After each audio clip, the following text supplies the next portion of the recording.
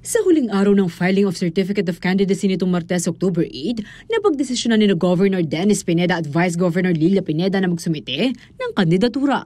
Bago ang opisyal na filing, saksi ang mga barangay captain, alkalde at iba pang opisyal ng Pampanga nang ideklara ni Governor Pineda na si Vice Gov na ang tatakbong gobernadora at siya ang magiging bisa nito. Paliwanag ni Gov Delta, nagpaubaya siya sa hangarin ng ina na muli maging aktibo bilang pinuno ng probinsya. Ilang respeto po sa magulang ko, still nandun pa rin po yun. In terms of public service, wala naman ho nagbago, even nung Vice Gov ako, Gov si nanay. Gov ako, Vice Gov siya. Makikita nyo naman ho, di ba hindi naman lingid sa inyo, nagtutulungan pa rin ho kami. We decide as one, yung puso namin isa lang ho. Yung pagsiservisyo namin isa lang din ho. Kaya nothing will change. Pero yun lang ho na I think kaya pa ni nanay na siya muna ho mag-lead muna ho for the province. Sinigurado naman ni Vice Gov Nanay na wala namang magbabago sa kalidad ng serbisyong hatid ng Kapitolyo, sino man sa kanila ang nasa unahan.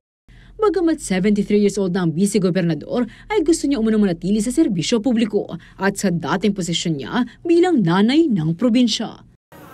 Okay naman kasi ngayon parang wala namang pagbabago eh. Nagtutulungan kami sa trabaho. Yung trabaho niya, tinatrabaho ko. Yung sa akin, nagsasama kami. So, parang walang pagbabago. Siguro, sabi ni Gov, dahil nagkakaedad ako, 73 years old, kasi alam niya yung buhay ko eh. Alam niya yung kaligayahan ko. Sumilbi sa bayan. So, hanggang sigurong pagtanda ko, hanggang mamatay ako, ganun lang talaga yung ko sa buhay ko. Sabi niya, kaya mo pa, malakas ka pa. So binibigyan niya ako ng ngayon, ng pagkakataon.